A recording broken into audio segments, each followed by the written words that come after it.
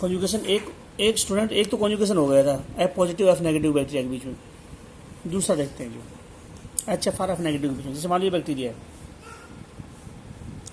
मैं डायग्राम में cell wall नहीं दिखा रहा हूँ जानबूझ के। जो ये मान लो ये है बड़ा डीएनए न्यूक्लियोइड, ये है प्लाज्मिड डीएनए। बाद में क्या हुआ,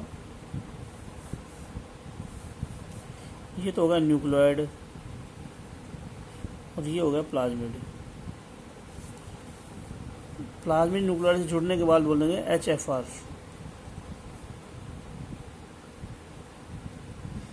जब न्यूक्लियोइड से प्लाज्मिड डीएनए जुड़ जाए तो बोलेंगे एच एफ आर बैक्टीरिया। हो गया। दूसरा लो, अब ये कॉन्जुगेशन करेगा, ये कॉन्जुगेशन करेगा एफ नेगेटिव बैक्टीरिया के पास। एफ नेगेटिव बैक्टीरिया के पास प्लाज्मिड डीएनए नहीं होता है। एच एफ आर बैक्टीरिया के पास प्लाज्मिड डीएनए अटैच हो गया मेन डीएनए से, और ये कॉन्जुगेशन करेगा एफ नेगेटिव बैक्टीरिया के साथ जिसके पास प्लाज्मिड डीएनए है नहीं। तो कैसे होगा ये सब कुछ, कैसे होगा ये सब कुछ? ये होगा, ये बड़े वाला डीएनए है, बड़े वाला डीएनए हो गया। हाँ बिल्कुल सही है। और इसका प्लाज्मिड डीएनए होगा ये।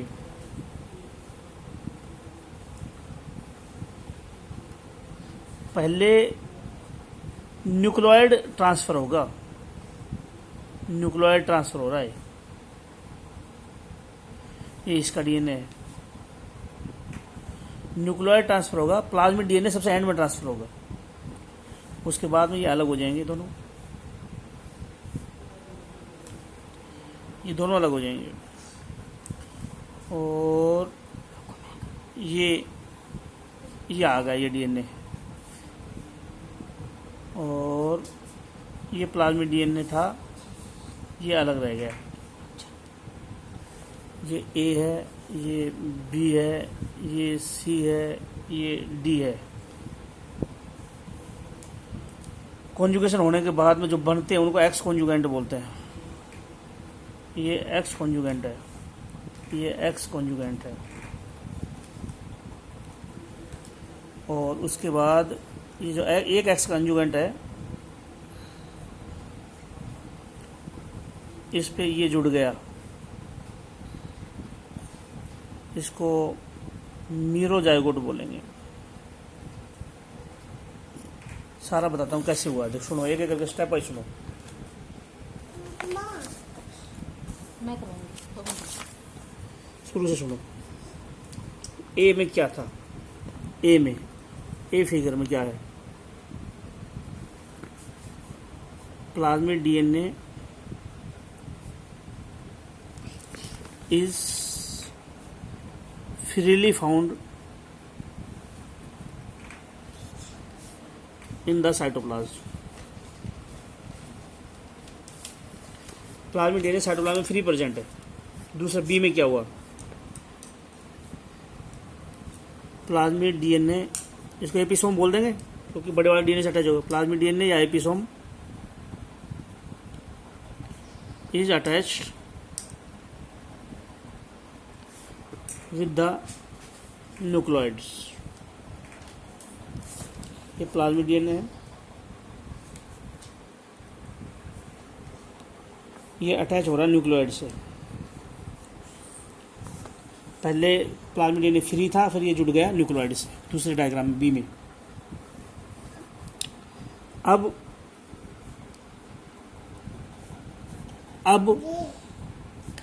F now bacteria is called, अब बैक्टीरिया को हम बोलेंगे एच एफ आर। ये बैक्टीरिया एच एफ आर है प्लाज्मिड डीएनए जुड़ने के बाद। अब कॉन्जुगेशन होगा H F R F negative के बीच। सी डायग्राम में क्या दिखाया है, conjugation between H F R and F negative. तीसरे में कॉन्जुगेशन दिखाया है, ये एफ नेगेटिव है, HFR के बीच में कॉन्जुगेशन सी में दिखाया ये। अब आगे कॉन्जुगेशन क्या दिखाया, पहले तो प्लाज्मिड डीएनए को साइटोप्लाज्म फ्री रखा, फिर इसको जोड़ दिया मेन डीएनए से HFR बन गया, और फिर कॉन्जुगेशन हुआ HFR के बीच में और F नेगेटिव के बीच में। ये F नेगेटिव है, ये HFR है, इनके बीच में कॉन्जुगेशन हो रहा है। अब इसमें कुछ बातें ध्यान रखनी होंगी कि nucleoid is transferred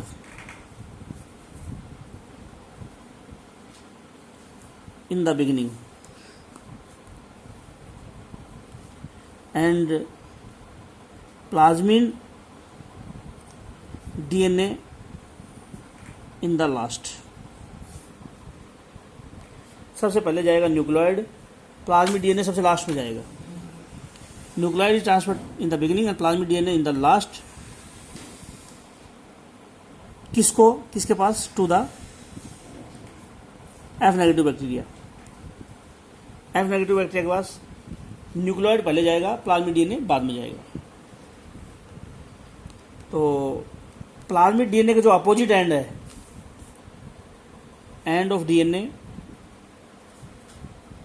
opposite to plasmid DNA, plasmid DNA जहाँ अटैच है उससे दूसरा जो एंड है ये वाला, उसको बोलेंगे जीरो एंड।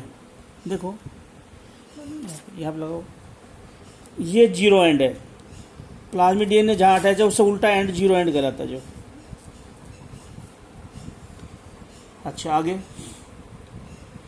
जो डीएनए जाएगा उसको क्या बोलेंगे, DNA which is transferred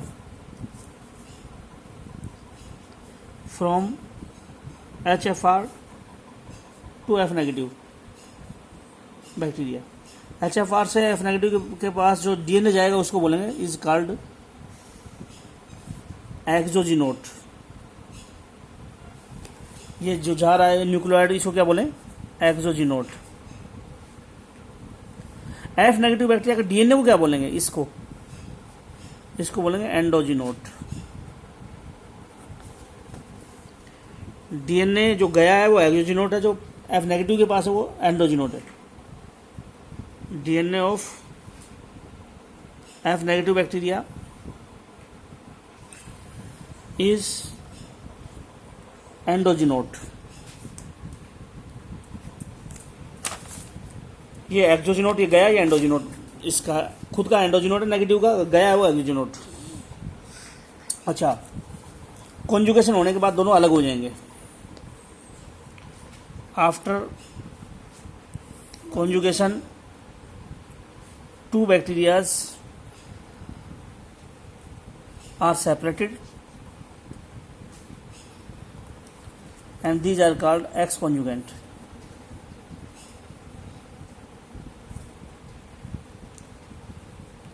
conjugation होने के बाद में कॉन्जुगेंट, एक्स कॉन्जुगेंट, कॉन्जुगेंट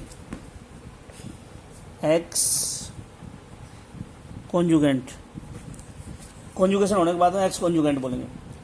जो डीएनए गया है वो न्यूक्लियोइड से जुड़ जाएगा एफ नेगेटिव के। ये डीएनए गया और फिर ये एफ नेगेटिव बैक्टीरिया के न्यूक्लियोइड से जुड़ गया। मैंने क्या कहा, ये जो डीएनए गया है ये पहले तो फ्री रहेगा, फिर बाद में न्यूक्लियोइड से जुड़ जाएगा।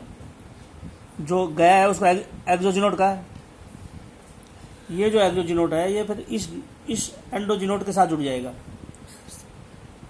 एक्सोजीनोट इज ज्वाइंड विद, जो गया डीएनए वो एक्सोजीनोट है और ये जुड़ जाएगा एंडोजीनोट के साथ।